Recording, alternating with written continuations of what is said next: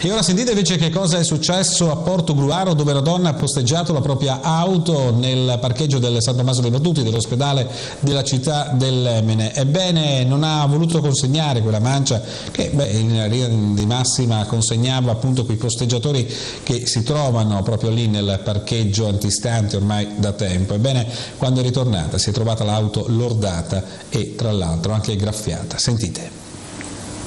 Non consegna le monetine al parcheggiatore abusivo dell'ospedale di Portogruaro e si ritrova con l'auto graffiata e lordata di urina. Brutta disavventura per una donna di San Michele a Tagliamento che l'altro giorno si è recata all'ospedale San Tommaso dei Battuti per un accertamento medico.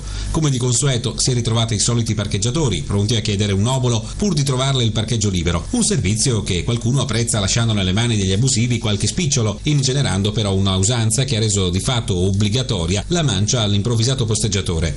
Ne sa qualcosa la donna San Michelina, che si è ritrovata con una sgradevole sorpresa.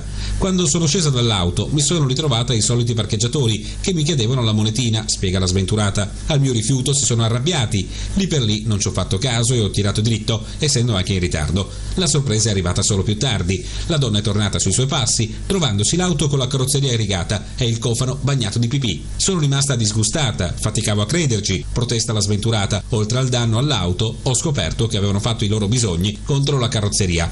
Non accetto le minacce e capisco la loro situazione, spiega la vittima, ma non possiamo consegnare sempre la monetina, altrimenti alimentiamo una illegalità. E intanto i carabinieri di Portogruaro con gli agenti della polizia locale l'altro giorno hanno avviato una serie di controlli nel parcheggio. Sono stati così fermati 4 nigeriani per i quali è scattata la pratica per l'espulsione.